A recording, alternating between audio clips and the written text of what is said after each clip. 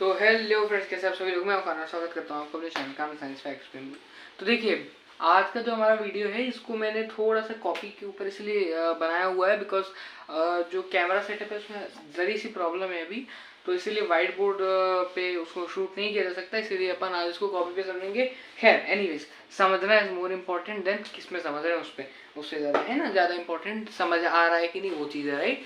चलिए तो चलिए अब अपन शुरू करते हैं। देखो, लास्ट वीडियोस में हमने क्या किया था। देखो पहले, सबसे पहले हमने मैं एक बार पहले देखो एक बार पहले जितने इसके पार्ट्स हैं उनका एक रिकैप आपको छोटा सा दे देता हूँ कि सबसे पहले हमने जो है पहले बेसिक्स पढ़ा था, ठीक है। बेसिक्स पढ़ने के बाद हमने क्या पढ़ा था, हमने डिस्प्लेसमेंट वर्सेस डिस्टेंस पढ़ा था। फिर हमने क्या पढ़ा था, हमने वेलोसिटी वर्सेस जो है स्पीड पढ़ा था। फिर हमने क्या पढ़ा था, हमने एक्सेलरेशन पढ़ा था और उसके टाइप्स भी पढ़े थे, है ना। टाइप्स हमने इसके भी पढ़े थे, ठीक है। इंस्टेंटेनियस, एवरेज और आपका नॉर्मल जो अपन फंक्शंस के फॉर्म में कैलकुलेट करते हैं, ये सब अपन ने जब भी लाइफ में पढ़ लिया है। उसके बाद हमने क्या पढ़ा है, उसके बाद हमने क्या पढ़ा है, equations of motion, equations of motion. और इक्वेशंस ऑफ मोशन में अपन की कितनी अपन ने पढ़ ली थी, 3 पढ़ ली थी। और आज अपन को जो है, आज अपन को पढ़नी है फोर्थ इक्वेशन ऑफ मोशन, जो है आज हमें पढ़नी है। और आज हम उसे जो है डिराइव करेंगे इस वीडियो में। आज मैं बस इतना ही कराऊंगा जिससे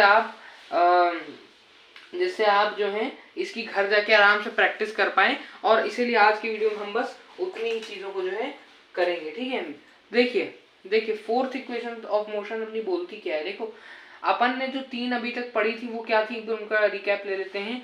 v is equals to u plus a t, ठीक है। सेकेंड पढ़ी थी s is equals to u t plus half a into t square.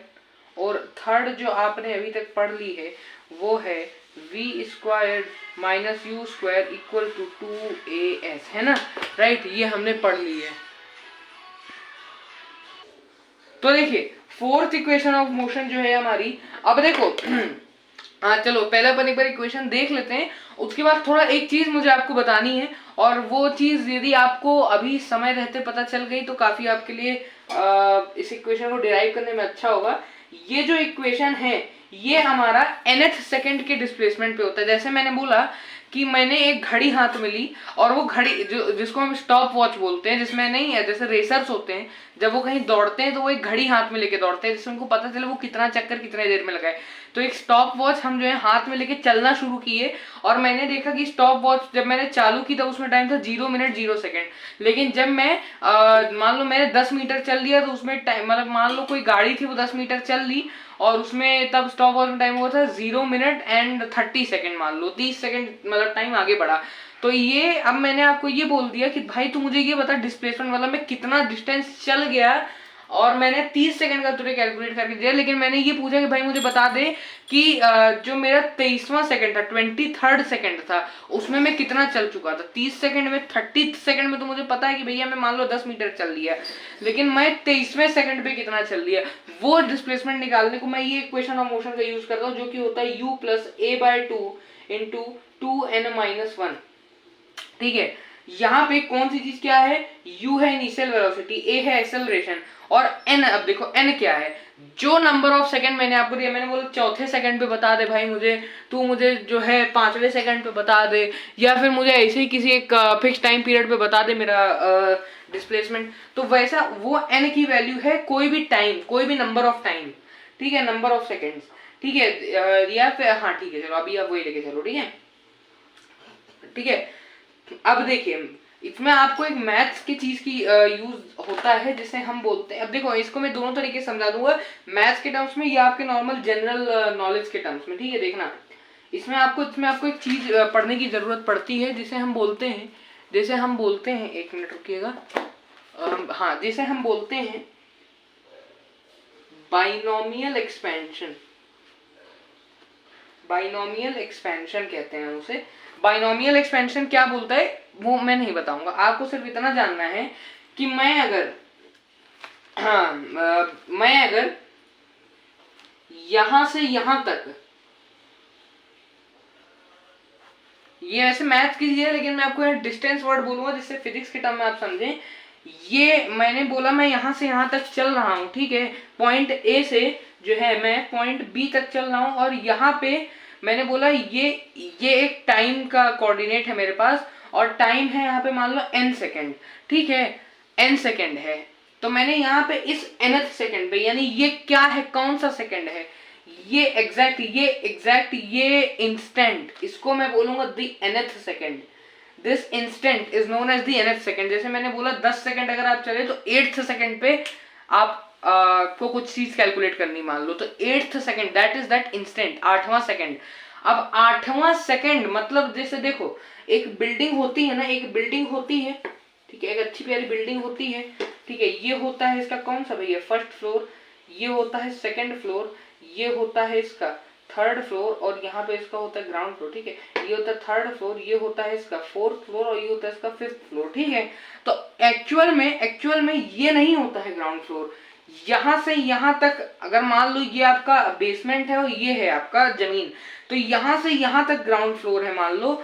चलो ग्राउंड फ्लोर का कंसेप्ट हटा दो, ठीक है, वहां हिल जाएगा आपको पूरा, ग्राउंड फ्लोर एक्चुअली जमीन ही होती है, ठीक है। मेन अभी देखो फर्स्ट फ्लोर, जैसे ये नहीं होता है फर्स्ट फ्लोर, जैसे ये this line is not first floor, this whole wing is your first floor, यानी ये जो आप होल डिस्टेंस देख रहे हो this is your first floor. इसी प्रकार से ये लाइन नहीं है second floor, this whole second third, देखो ठीक है, देखते चलना, ठीक है, this is your second floor, from your this ground till your this is your ground floor, okay. मतलब ग्राउंड, ये जमीन से लेके ये छत तक, जमीन से लेके छत तक ये आपका है ग्राउंड फ्लोर। वैसे ही ये फर्स्ट ये जो आपका ग्राउंड फ्लोर की जो छत जहां पे ग्राउंड फ्लोर एंड हुआ वहां से लेके यहां तक ये है आपका फर्स्ट फ्लोर, ठीक है। ये है आपका सेकंड फ्लोर, ठीक है, ये है आपका थर्ड फ्लोर, ठीक है। और हम ग्राउंड फ्लोर किसे बोलते हैं, जमीन को ग्राउंड फ्लोर बोलते हैं, क्योंकि वो अपन लिफ्ट जब ऊपर नीचे करते हैं तो वो समझने के लिए होता है, बट एक्चुअल में ये है थर्ड फ्लोर। क्योंकि आप फ्लोर मीन्स होता क्या है, फ्लोर शब्द आप यूज करें तो आप एनीवेज जमीन की ही बात कर रहे हो, इसलिए अपन जमीन को फ्लोर मान के चलते हैं।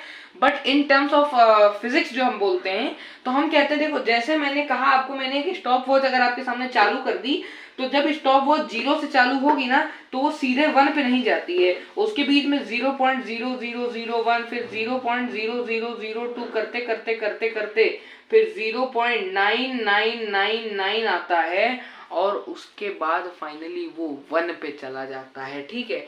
तो ये जो सब्सिक्वेंट इंटरवल्स आए हैं, ये किसका पार्ट है, दिस इज द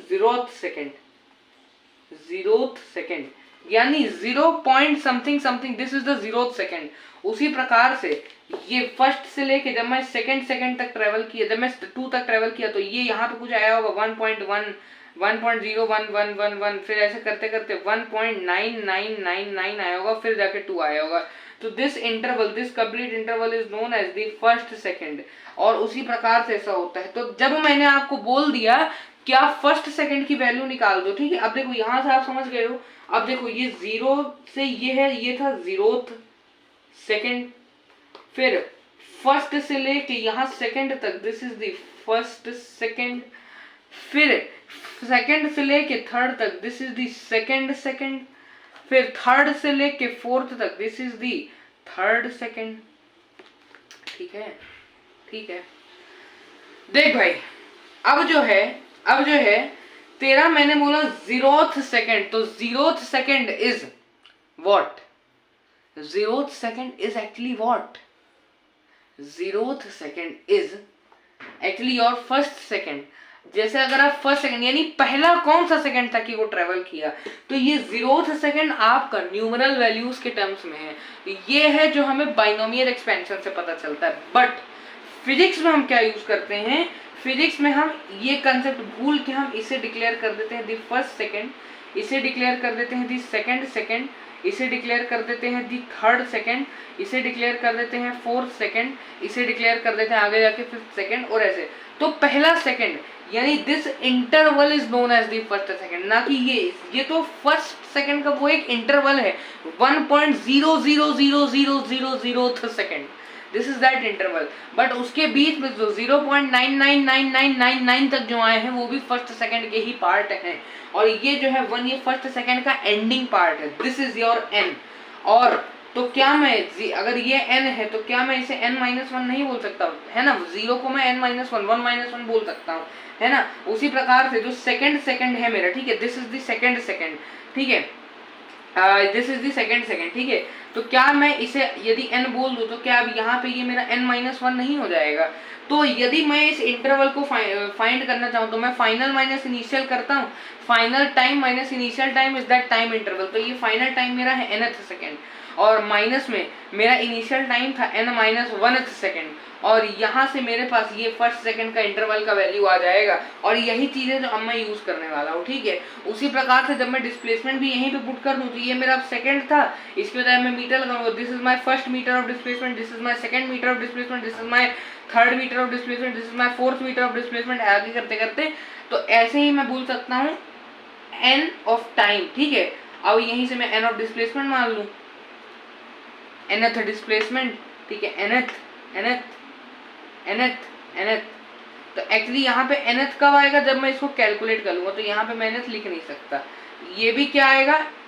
nth तब आएगा जब मैं इसे कैलकुलेट कर लूंगा। n is just a number, and when I talk about nth I am talking basically about an interval of time, not a specific जो है इंस्टेंट ऑफ टाइम, ठीक है, ठीक है। अब देखो यहाँ पे अब आपको ये कैसे काम आएगा, देखना। लेट अस सपोज कोई बॉडी 0 1 2 3 4 सेकेंड, यहाँ पे 0 1 2 3 4 मीटर तक चली है, ठीक है। यहाँ पॉइंट ए से चल के पॉइंट बी तक गई थी। ये हो जाएगा फर्स्ट सेकेंड, ये हो जाएगा सेकेंड, ये हो जाएगा थर्ड सेकेंड, ये हो जाएगा फोर्थ सेकेंड, और यहीं से ये हो जाएगा फर्स्ट मीटर, ये हो जाएगा सेकेंड मीटर, ये हो जाएगा हाय राम थर्ड मीटर, ये हो जाएगा भैया फोर्थ मीटर, और ऐसे करते करते आपके सब्सिक्वेंट डिस्टेंसेस चलते रहेंगे, ठीक है। यहाँ से करते करते आपके सब्सिक्वेंट डिस्टेंसेस चलते रहेंगे, और यहीं से अब इसका जो है ओरिजिन होता है कि यहाँ पे मैंने nth डिस्प्लेसमेंट की बात कर ली, तो मैंने बोला भैया सेकेंड मीटर, तो मैंने बोला सेकेंड पे मेरा डिस्प्लेसमेंट में कौन से नंबर के मीटर पे था, यानी विच th, है ना, विच एक्चुअली ऐसा ले लो आप, ठीक है, at second I were at dash th metre. तो अब डैश की जगह आपको कुछ चीज फिल करनी है, कैसे करोगे? तो ये इक्वेशन रख दो, मैंने बोला सेकेंड तो n की जगह 2 रख दो, यहाँ nth की जगह सेकेंड रख दो। सेकेंड मीटर क्या था मेरा, तो यहाँ n की जगह 2 रख दे तो क्या आ जाएगा, मैंने u मान लो 10 मान लिया, a भी 10 मान लिया, तो 10 + 5 × 3 है ना, तो 15 3 45 हो गया आपका, सॉरी 25 है ना, 5 6 15 10 25 metres was my second displacement, second interval, second पे जब मैं गया, है ना, तो सेकेंड पे मेरा जो इंटरवल था वो इतना था, ठीक है। अब यदि मैं बोल दूं इस इक्वेशन को मुझे डिराइव करके दे दे तो कैसे देगा? देखो, यदि मैं अभी सिर्फ इस वाले एक इंटरवल को कंसीडर मान लो कर लूं, और मैंने बोला at the first second what was my displacement, तो फर्स्ट सेकेंड को मैं n मान लूं, तो क्या मैं 0 को n-1 सेकेंड नहीं लिख सकता? बिल्कुल। यदि मैं फर्स्ट मीटर को n मान लूं, तो क्या मैं 0 मीटर को n-1 मीटर नहीं लिख सकता? मैं लिख सकता हूँ। तो अब यहीं से हमारी इंटीग्रेशन अभी हम इस इक्वेशन में करेंगे, उसका लिमिट हमको मिल गया, ठीक है। जो मुझे यहाँ पे मैं एक चीज लिख लेता हूँ फॉर रेफरेंस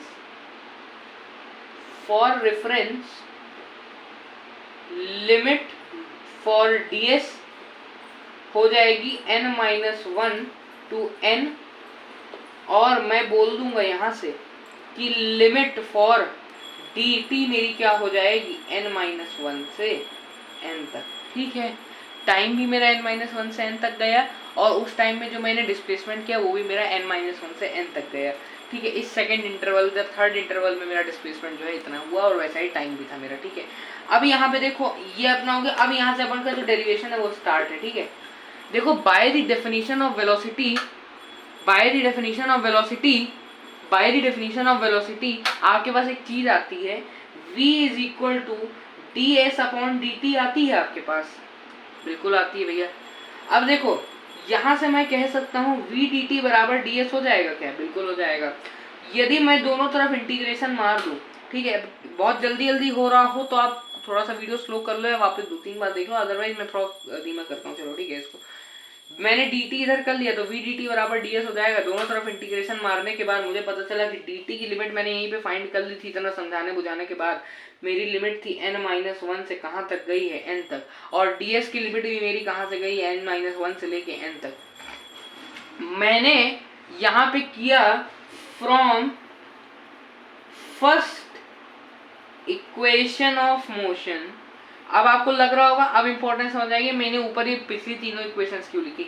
यहाँ पे जो मेरा फर्स्ट इक्वेशन है उसका मुझे जरा काम पड़ा, v is equal to u plus a, t यहाँ से मुझे मिला है इंटीग्रल v dt। तो मैं v की वैल्यू जो है पहली इक्वेशन से उठा के यहाँ पे पटक दूंगा, और मैं यहाँ पे लिख दूंगा इंटीग्रल ऑफ v की वैल्यू क्या होती है? u प्लस ए टी, और बाहर आएगा dt, और यहाँ पे n-1 से n तक, और यहाँ पे क्या आ जाएगा? इंटीग्रल ds n-1 से n तक। अब देखो u plus eighty D T वाला इंटीग्रल आपने इसके पहले भी जिंदगी में किसी इक्वेशन में किया था, याद करो। सेकंड इक्वेशन ऑफ मोशन जब किया करते थे तब इसमें इंटीग्रेशन किया था u plus eighty D T का।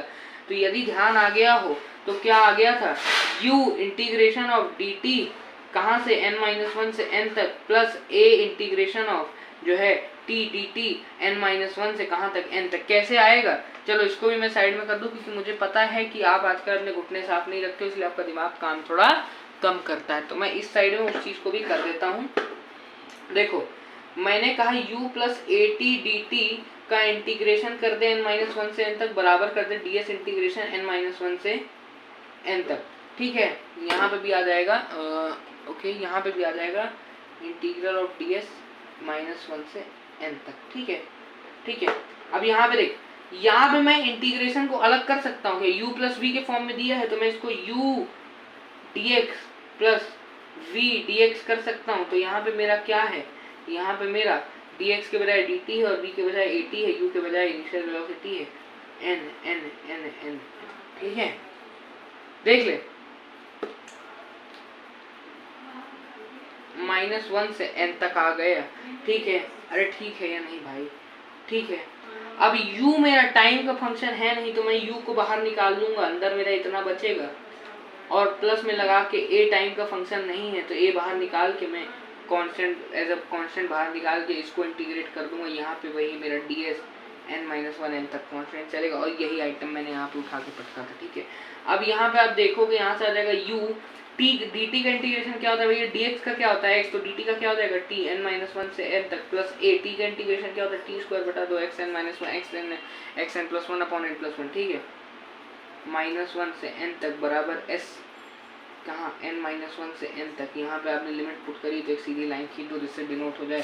और यहाँ पे जब मैं अगला काम करूँगा, मैं वापस से वो वाला स्टेप यहाँ पे लिख देता हूँ, u t n-1 से n तक प्लस a t स्क्वायर बटा 2 n-1 से n तक बराबर s n-1 से n तक, ठीक है। अब यहाँ पे आप इनकी लिमिट सॉल्व करेंगे तो एक बार t की वैल्यू n रख दो, माइनस लगा के एक बार n-1 रख दो, प्लस में a लगा दो। अब मैंने यहाँ ब्रैकेट इसलिए लगाया क्योंकि माइनस था, ब्रैकेट और बाहर भी माइनस है, इसमें भी माइनस है, तो ब्रैकेट खोलना पड़ेगा अभी, ठीक है। और यहाँ पे एक बार टी स्क्वायर बाय 2 की वैल्यू, एक बार टी की वैल्यू n रख दो तो टी स्क्वायर बाय 2 बन गया n स्क्वायर बाय 2, माइनस लगा के एक बार टी की वैल्यू n-1 रख दो तो ये बन गया n-1 का होल स्क्वायर बटा 2 बराबर s की वैल्यू एक बार n रख दो, उसके बाद माइनस लगा के s की वैल्यू n-1 रख दो, ठीक है। इसके बाद जब आप करोगे तो याद आएगा u into n minus n, और माइनस माइनस हो गया plus 1, plus a into n square by 2 minus n plus 1 whole square खोलोगे तो a square plus b square minus 2 into a into b है ना, sorry plus 2 into a into b, ठीक है। और यहाँ पे आपका क्या आ जाएगा? यहाँ पे आपका क्या आ जाएगा 2/m, और यहाँ पे क्या आ जाएगा n माइनस एन प्लस 1, ठीक है। n माइनस एन कैंसिल, यहाँ भी n माइनस एन कैंसिल, यहाँ क्या बचा u into 1, u plus a into, यहाँ क्या बच गया, देखो ये हो जाएगा 2n इंटू 1, 2n हो जाएगा, और यहाँ पे क्या आ जाएगा 1 हो जाएगा, तो n square plus 1 plus 2n, यहाँ पे मैं कर दूंगा n square minus n square plus 1, और यहाँ पे आ जाएगा माइनस, ये सारे माइनस होंगे, ठीक है, सारे प्लस के थे सारे माइनस के हो जाएंगे, ये माइनस का था तो ये प्लस का ही रहेगा, ठीक है। ये क्या है A square plus B square minus 2ab है ना, तो ये माइनस का रहेगा, ठीक है, ठीक है, तो ये प्लस हो जाएगा, तो ये माइनस और ये प्लस हो जाएगा, plus 2n whole divided by 2 equal to, यहाँ पे क्या आ जाएगा 1 आ जाएगा आपके पास। इसके बाद एक बड़ी इंपॉर्टेंट स्टेप है आपके पास, क्या है, अब देखो एक इंपॉर्टेंट स्टेप पता है क्या है, एक इंपॉर्टेंट स्टेप पता है क्या है, Sn माइनस 1 जो आपके पास आया है ना, Sn माइनस 1 आपके पास जो आया है ना, इसकी लिमिट अब हम थोड़ी सी चेंज कर देंगे, मैंने आपके लिए पहले की नहीं थी लेकिन अब हमें करनी पड़ेगी, ठीक है। अब आप एक लिमिट देखो, एक कंसेप्ट मैंने आपको ऊपर ये लिमिट बताई थी, अब ये थोड़ा सा रॉन्ग प्रूफ हो गया, क्योंकि s की लिमिट हमको s के फॉर्म में रखनी पड़ेगी, क्योंकि टाइम हमारा n-1 था ना, हमने बोला उस टाइम इंटरवल में मुझे डिस्प्लेसमेंट बताना है, तो मुझे डिस्प्लेसमेंट बताना है, तो मैं डिस्प्लेसमेंट और टाइम की लिमिट अगर सेम करूँ तो ऑब्वियसली मैं दो फिजिकल क्वांटिटी जो एक दूसरे से कहीं पे रिश्ता नाता है ही नहीं जिनका, मैं उनको कनेक्ट कर दे रहा हूँ फालतू में, तो अब मेरा ये चीज अप्लाई ही नहीं होगी, तो मैं s की लिमिट जो है Sn से Sn-1 तक रख दूंगा, ठीक है, हर जगह पे ऐसे ही रख दूंगा मैं, तो यहाँ पे मेरा लिमिट क्या आ जाएगा Sn माइनस Sn-1, ठीक है, तो अब मेरा ये क्या हो जाएगा, अब मेरा एक्सप्रेशन ही बदल गया, क्या हो जाएगा Sn माइनस Sn-1, ठीक है, क्योंकि अब n-1 चला गया सब स्क्रिप्ट में, और अब हम उसको प्लस माइनस नहीं कर सकते, यहाँ क्या रहेगा Sn माइनस Sn-1, और अब आपको अगर याद आ गया होगा, मैंने बोला था कि ये बाइनोमियल एक्सपेंशन में जो nth इंटरवल आता है ये n माइनस n-1 आता है, n माइनस n-1, तो ये क्या आ जाएगा, इसकी जगह मैं लिख दूंगा nth, और ये किसका nth था, s का nth था, डिस्प्लेसमेंट का nth था, तो ये मेरा s nth आ गया। अब यहाँ पे आपको अपना ये आता हुआ दिख रहा होगा कुछ, ठीक है। नेक्स्ट पे आ जाइए, नेक्स्ट पे हम क्या करेंगे, यहाँ पे लिख देंगे u प्लस a, और ये डिवाइडेड बाय 2 को बाहर निकाल लेंगे, तो u प्लस a बाय 2 भी हमारा यहाँ से आ गया, तो u प्लस a बाय 2 भी हमारा आ गया है, और अंदर क्या बचेगा, n स्क्वायर में n स्क्वायर कट गया, यहाँ पे क्या बचा -1 प्लस 2n, इसको थोड़ा सा असेंबल करके 2n-1 लिख देंगे, और यहाँ पे आपको आपका जो फॉर्मूला है वो आता हुआ दिख रहा है, और यहाँ से आपको क्या जाएगा Snth बराबर u plus a by 2 into 2n-1 यहाँ से आपका डेरिवेशन समाप्त हो जाता है। ये डेरिवेशन आपको ऑब्जेक्टिव एग्जाम और कॉम्पिटिटिव में कोई मदद वैसे मतलब ऐसा लिखने को नहीं आएगा, ये आपको लिखने के लिए आएगा सब्जेक्टिव स्कूल के पेपर में, परंतु कॉम्पिटिटिव एग्जाम में आपको t²/2 वगैरह ये सब, जैसे हमने लिमिट्स पुट करना सीखा, हमने काफ़ी सारी इक्वेशंस इसके बीच में हमें मिल गई, ये सारी आपको कहीं ना कहीं छोटी मोटी काम आ सकती हैं, इसीलिए ये सीखना आपके लिए आवश्यक है। एक बार इस चीज़ का रिवीजन कर लेंगे, हमने लिमिट्स कैसे पुट करी, तो देखना मैंने स्टार्ट किया था जो है वेलोसिटी का डेफिनेशन से, फिर मैंने क्या किया, मैंने ds equal to v dt लिख दिया, दोनों तरफ जब मैंने इंटीग्रेट किया तो अब मैंने s की लिमिट का यहाँ पे सारा खेल सिर्फ s का है, s का लिमिट का जो खेल है वो है पूरा, तो मैंने कहा ये Sn-1th डिस्प्लेसमेंट से Snth डिस्प्लेसमेंट तक जा रहा है, और ये पूरा क्या हो जाएगा Snth इंटरवल हो जाएगा, और इस इंटरवल को निकालने के लिए मैं इसमें से इसको माइनस कर दूंगा, यानी मेरा इनिशियल लिमिट है Sn-1 और मेरा फाइनल लिमिट Sn तक है।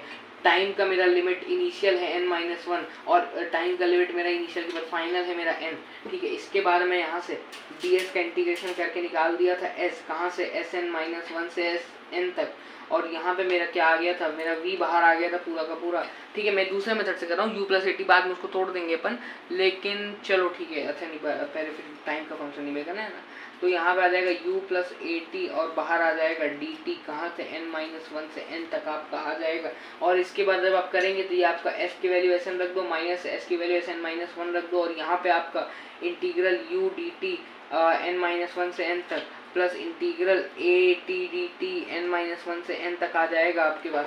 और यहाँ से ये इंटरवल कौन सा आता है, एस nth का इंटरवल आता है, ठीक है। एस nth का इंटरवल आपके पास यहाँ से आ जाएगा, ठीक है। एस nth का इंटरवल आपके पास यहाँ से आ जाएगा और इसे सब सॉल्व कर लोगे। इसे जब सॉल्व कर लोगे तो आपके पास आपकी लाइफ में एस nth आपकी इक्वेशन आ गई, तो यहीं आ गई। अब इसके बाद u को बाहर निकाल लोगे, क्योंकि टाइम का फंक्शन यानी अंदर क्या बचा, dt का इंटीग्रेशन n-1 से n तक प्लस यहाँ a है टाइम का फंक्शन, नहीं अंदर क्या बचा, t dt n-1 से n तक का इंटीग्रेशन बचा है। फिर यहाँ पर आप एस nth जब निकाल लोगे तो आपका आ जाएगा u इंटू, अब यहाँ पे देखोगे t आता है n तक प्लस a t स्क्वायर बटा 2 n-1 n तक एस nth बराबर u